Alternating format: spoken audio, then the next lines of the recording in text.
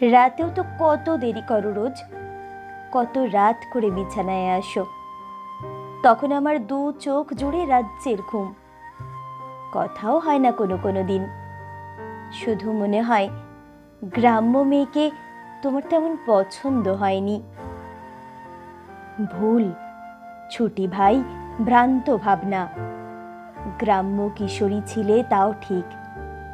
দেখেছি তোমার উজ্জ্বল দুটি চোখ, দেখেছি সরল সুন্দর মন, ছিল সব কিছু শেখার আগ্রহ।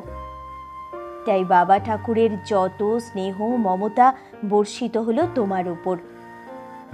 লেখাপড়া শুরু, এক এক করে কত শিক্ষক তোমাকে দিলেন নানাবিধ পাঠ।